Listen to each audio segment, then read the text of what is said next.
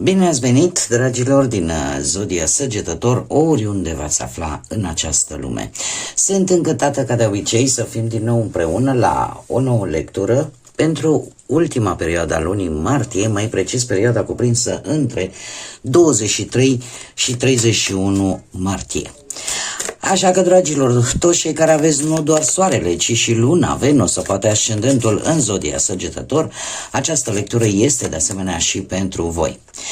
Desigur, nu uitați, este totuși o lectură general colectivă, așa că vă rog să luați decât ceea ce va rezona cu voi. Și înainte de a începe lectura propriu-zisă pentru voi, dragilor din Zodia Săgetător, vreau să mulțumesc din suflet tuturor celor care sunteți deja aici, care mă susțineți prin comentarii, prin gesturi de apreciere și prin fiecare gând bun care vine din partea voastră, așa că mii de mulțumiri. Iar cei care sunteți pentru prima dată pe acest canal, vă urez un călduros bun venit și dacă la finalul acestei lecturi simțiți că mesajele v-au adus claritate, ghidare sau liniște interioară, eu oricum vă invit cu mare drag să vă abonați și desigur să susțineți acest canal printr-un simplu like. Atât abonarea cât și like-ul sunt gratuite, deci unicul lucru necesar este decât dorința fiecăruia dintre voi. Haideți să vedem acum ce este important de știut pentru voi, dragilor din Săgetător, în perioada 23-31 martie. Să vedem.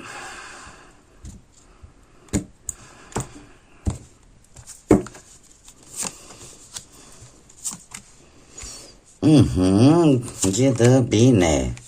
Ce să mai avem deja de 2 ori soarele și îl mai avem și pe Venus. Avem onoruri, cadouri sau recompense și plăceri. Dar haideți să începem mai întâi cu numerele. Numerele avem 7, 10, 25 și încă o dată 7. După cum bine vedem, 7 predomină. Și aș spune că este acel arhetip al înțeleptului, al căutătorului. Probabil că sunteți mult mai inclinați în această perioadă să cunoașteți mai mult, să vă cunoașteți mai mult pe voi, să fiți mai contemplativi, mai analitici și cumva să căutați mai mult. Nu că ar fi ceva nou pentru voi. Voi ca și Zodie, avându-l guvernator pe Jupiter, aveți această energie de a ști, de a cunoaște. Probabil că în această ultimă perioadă din martie această energie va fi un pic mult mai ridicată decât în mod normal. Avem onorul, care reprezintă arată o energie tare pozitivă, reprezintă o avansare, o recunoaștere, să ieși cu ceva în evidență. Faptul că avem recompensa sau cadourile, de asemenea, vine cu aceeași energie pozitivă. Putem vorbi de un beneficiu, de un câștig, de un favor, da, care vi se face și, desigur, plăcerea care ne vorbește despre armonie, distracție, ieșiri, bucurie, poate, sau o celebrare importantă. Dar haideți să mergem mai departe și să vedem cum clarifică tarotul toate aceste lucruri. Ce vine pentru dragii mei din Săgetător în perioada 23-31 martie? Să vedem ce vine pentru voi, dragii mei din Săgetător.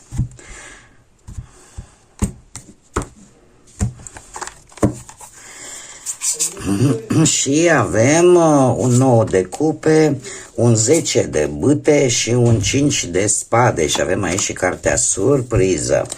Dat fiind faptul că energiile sunt foarte bune, haideți să vedem acum ce ne spune și tarotul. Puteți cu acest 9 de cupe, într-adevăr, și bine ar fi, haideți să o luăm așa cu începutul, pe parte profesională. Acest 9 de cupe îmi vorbește despre un moment de satisfacție și recunoaștere a muncii pe care voi ați depus-o, poate la locul de muncă, poate într-un proiect pe care îl veți finaliza cu succes, sau că primiți, poate, nu știu, aprecierea colegilor sau a superiorilor, cumva vă puteți bucura de realizările voastre și vă va fi apreciat progresul pe care voi îl face și atunci merge cu siguranță gând la gând cu bucurie cu această carte din Oracolul Belin, Onorurile. În schimb avem totuși un 10 de bâte care ne arată o perioadă de finalizare. Este ceva la care ați muncit din greu. Acest 10 de bâte îmi vorbește de o responsabilitate pe care ați avut-o, o povară, un efort pe care l-ați făcut de ceva vreme și care poate chiar v-a limitat la un moment dat, dar acest lucru cumva se cam apropie de sfârșit. Da, se cam apropie de sfârșit, posibil să primiți chiar, nu știu, poate și o veste prin care ceva se va concretiza și va veni așa cu o perspectivă mult mai bună. Ce este foarte interesant, acest 5 de spade.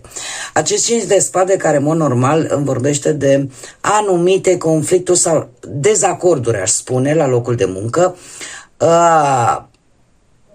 poate chiar o competiție mai degrabă, din partea unor colegi, din partea poate a unor colaboratori care poate că vor încerca cumva să vă cam bage bețe în roate sau să genereze anumite tensiuni și asta se poate întâmpla la un eveniment.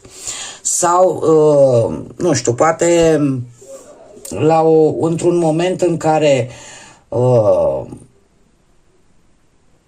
eu aș spune că n-ar avea nimic legătură cu partea profesională. Nu știu dacă nu cumva vă veți întâlni cu cineva într-un mediu care să nu aibă legătură cu munca, dar persoanele respective să fie ori colaboratori, asociați, colegi, chiar și șefi. Și aici totuși să se spună ceva ce nu trebuie și să se iște așa un pic de tensiune. Așa că unicul sfat pe partea asta a muncii, dacă ajungeți în această situație, totuși nu răspundeți la provocări, alegeți-vă cu înțelepciune bătăliile, pentru că să știți că de aici nu va câștiga nimeni. Pentru că va exista într-adevăr o provocare, dar o provocare într-un loc, într-un moment care, mare atenție, nu are legătură, deci nu se va întâmpla la locul de muncă, dar persoanele au o implicare, da, cu voi pe partea asta a muncii. În rest, din câte văd aici, lucrurile se finalizează, ceva bun vine și pentru voi și e păcat, nu, să stricați această energie din cauza altora care din N motive pot încerca, ca să spunem așa, nu știu, mai degrabă aș crede că e cineva care efectiv e într-o competiție cu voi. Este ceva care ori nu le convine că vouă va ieși și lor nu. Ceva de genul ăsta, da? Mergem mai departe pe partea asta a banilor. Pe partea banilor sunt posibile câștiguri care să vă aducă așa un pic de confort, un pic de siguranță, că primiți vreun bonus, că primiți vreo recompensă, că sunt bănuții pe care îi aveți or să vă permită anumite satisfacții la nivel personal. Ceva ce, nu știu, vă place sau simțiți voi că vă trebuie, dar la nivel personal. Este o perioadă în care vă cam bucurați așa de bănuții voștri și îi folosiți și cu înțelepciune, din câte văd eu aici. De asemenea, 10 de bâte. Un 10 de bâte care poate să ne vorbească de anumite eforturi pe care voi le faceți pentru a duce la bun sfârșit o acțiune legată de bani sau unde banii sunt prioritari sau pur și simplu e vorba de un angajament financiar pe care voi l-ați făcut, nu știu, că să plătiți nu știu ce furnizori, că poate să vă gestionați mai bine bănuții pentru ceva anume. Acum, dat fiind și faptul că avem recompensa sau cadouri, să știți că e un progres financiar pe care mai degrabă ar spune că încercați să achitați ori niște datorii pe care le-ați cam dus în spate, ori anumite facturi care poate v-au cam cocoșat, să spunem așa, din punct de vedere financiar. Și de aici apare și acest efort pe care îl faceți de a vă respecta un anumit angajament. 5 de spade. 5 de spade îmi vorbește de situații un pic tensionate pe zona financiară, dar nu neapărat din cauza lipsei banilor, ci pe anumite dispute. Posibil ori cu parteneri de afaceri, ori cu o pierdere temporară de bănuți sau pur și simplu discuții legate de bani. Iar aici avem în prim plan anumite dificultăți cauzate de o competiție, de o concurență a cuiva. Ce aș putea să vă mai zic? Faptul că pe partea banilor, totuși să știți că finanțele voastre ori le protejați foarte bine, ori pur și simplu cumva lucrul ăsta nu știu cât de tare vă afectează, pentru că sunteți îndemnați foarte mult să cheltuiți așa mici sume de bani, nu foarte mari, pentru anumite plăceri personale. Iar situația asta cu competiția, aici trebuie să fiți voi atenți. E clar că există o energie sau mai multe în jurul vostru care pleacă cumva din domeniul ăsta profesional, care probabil că au și un pic de invidie. Ce știu eu, că un om are o grămadă de motive. Dacă vrea să-și găsească motive să bage bățul prin gard, își găsește o grămadă. Important este că energia voastră este una bună, indiferent de ce provocări, pentru că ceva provocări ori să fie, dar se pare că voi sunteți așa ca în energia voastră, aș spune. Mergem mai departe pe partea amoroasă. Pe partea amoroasă, cei care sunteți deja într-o relație, se pare că relația este armonioasă, sunteți, ceva vă satisface, vă aduce bucurie și chiar momente romantice, aș spune. Pot apărea gesturi care să arate că vă apreciați reciproc. Poate că unii dintre voi chiar aveți un moment potrivit, nu știu, să celebrați conexiunea voastră, să celebrați iubirea. De asemenea, cu acest 10 de bâte, aș spune că există, într-adevăr, simțiți că sunteți responsabili vis-a-vis de un anumit plan destul de complex pe care l-ați făcut împreună. Sau posibil să apară, cum am mai spus, în urma poate a unui anumit eveniment, să apară ceva probleme, poate nu neapărat în relația voastră, ci ceva probleme în familia, să zicem, un pic mai mare, în care voi poate v-ați asumat o anumită responsabilitate și asta poate să afecteze un plan comun pe care voi vi l-ați făcut. Cu 5-ul de spade, de asemenea, vorbim de persoane din exterior. Posibile, cum să zic eu, momente în care fiecare își ține partea lui de dreptate. Și aici trebuie să fiți un pic atenți, pentru că e posibil ca această stare care ajunge în relația voastră să nu pornească de la voi. Să aibă o cauză externă și, din păcate, care să vă afecteze relația voastră. Pentru că pot veni anumite orgolii, da? Momente în care fiecare vrea să aibă dreptate. Și asta, desigur, unde credeți că poate să ducă decât la niște neînțelegeri, la niște mici dispute. Dar cu plăcerile aici, așa cum bine vedem din oracolul Belin, totuși comunicarea, deschiderea este cea mai importantă în această perioadă. Dacă vorbim și cu aceste două lucruri importante, se pot rezolva aceste mici impedimente care pot apărea în relația voastră. Mergem mai departe pentru cei care sunteți singurei. Pentru voi această perioadă e un moment, aș spune, de încredere în propria voastră persoană, prin faptul că, nu știu, vă simțiți bine cu voi înșivă, vă bucurați de viață, de experiențe personale și să știți că această vibrație pozitivă pe care o emiteți poate atrage relații armonioase.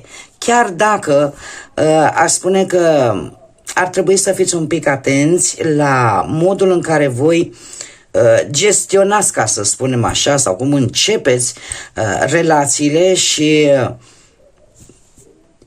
cum vă gestionați timpul, cum vă organizați timpul, efortul, înainte de a vă implica real într-o relație. Iar 5-ul de spade indică o persoană, desigur, sau o situație conflictuală care vă va provoca. Vă va provoca și în felul acesta e posibil să vedeți și un adevăr, dar odată cu el vin și niște dezamăgiri vis-a-vis de cineva cu care voi ați avut o relație în trecut. Probabil e o persoană conflictuală, e o persoană din trecutul vostru care cumva își dă rama pe față, ca să spunem așa. Și voi de aici veți învăța o lecție importantă pe care pe viitor cu siguranță că nu o să o mai repetați. Ce ar mai fi de spus? Faptul că de moment pentru cei singuri încă în această ultimă perioadă, mie cel puțin cărțile în acest moment nu îmi arată ca și cum ar veni o nouă relație în viața voastră decât aceste aspecte. Haideți să vedem care este surpriza. Surpriza pentru această ultimă perioadă de martie o aduce 2-ul de bâte. Dragii mei dragi, deci 2-ul de bâte îmi vorbește de planificare, deci de alegeri, de pregătire pentru a acționa. Probabil că pe partea asta a muncii veți fi mult mai analitici ca să puteți decide exact direcția încotro mergeți. Posibil să aveți de-a face cu o alegere între două colaborări sau pur și simplu în planificarea lansării poate a unui produs anume, îți dai seama exact ce resurse ai, ce trebuie să pregătești pentru a începe poate un nou proiect important, așa că este o perioadă în care voi veți începe să vă stabiliți de fapt anumite strategii și să fiți mult mai interesați de acele proiecte pe termen lung din punct de vedere profesional. Dacă vorbim de bănuți, e posibil și un venit dintr-un alt proiect de care voi ați avut mare grijă. Eu aș mai spune că a fost un proiect pe care voi l-ați gândit foarte în detaliu. Și de asemenea aveți capabilitatea să anticipați anumite cheltuieli, să anticipați anumite profituri și asta doar printr-o analiză foarte bună. Unii dintre voi chiar puteți lansa în această perioadă un curs online sau să faceți niște achiziții de anumite materiale pentru a produce ceva sau să pur și simplu să folosiți bănuții care îi aveți într-un mod cât mai eficient și în felul ăsta să evitați riscuri inutile. Și dacă vorbim de dragoste, pentru cei care sunteți într-o relație, așa cum bine am văzut, se poate trece peste aceste mici interferențe care apar în viața voastră de relație printr-o discuție a unor planuri, printr-o organizare mult mai bună, prin proiecte în comun și sunt înclinată să cred că e posibil să ieșiți, într-o excursie, să faceți ceva ce vă place la amândoi. Da, vreun hobby comun și lucrurile astea vă pot apropia foarte, foarte mult. Cumva sunteți entuziași și aveți încredere că direcția e bună, direcția relației voastre este una foarte bună. Iar cei care sunteți singurei, să știți că către sfârșitul acestei perioade e posibil să apară șansa de întâlnire, dar prin evenimente sociale sau prin, planuri în comun, cumva sfârșitul acestei perioade va începe, de fapt, pentru voi acțiunea în a găsi acele oportunități viabile, cu perspective noi și, desigur, entuziasmul de a intra poate și a descoperi noi relații. Haideți să vedem acum și ce ne spun florile. Ce mesaj au pentru voi, dragilor din Săgetător? Pentru perioada 23-31 martie. Un mesaj pentru dragii mei din Săgetător.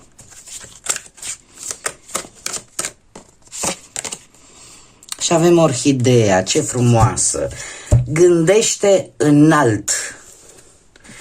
Gândește înalt. Ce mesaj frumos. Și spune așa: meriți cei mai buni, decât trebuie să te concentrezi pe acest lucru. Atât de simplu.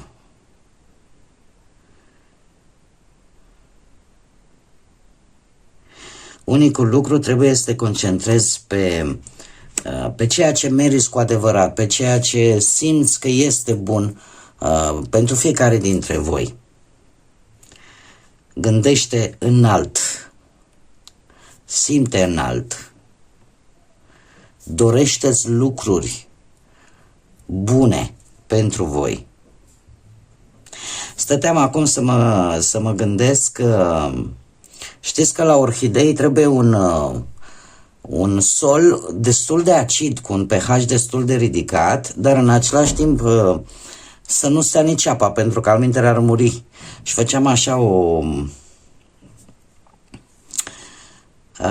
o comparație. Probabil că și voi, poate nu toți, unii dintre voi, aveți această, cum să zic eu, sunt lucruri care trebuiesc lăsate, nu trebuie să le țineți acolo pentru că vă fac rău, așa cum apa face rău orhideei în cantități mari ca și la alte plante, dar în mod special pentru ea, dar în același timp trebuie să vă păstrați esența, acel pH înalt, da? Deci trebuie să vă păstrați esența voastră, energia voastră, felul vostru de a fi. Să nu-l pierdeți. Bun, dragii mei, cam acestea au fost mesajele pentru voi și sper din suflet ca această lectură să vă fie adus un pic de ghidare, un pic de claritate. Eu vă mulțumesc că mi-ați fost alături și până la o nouă revedere.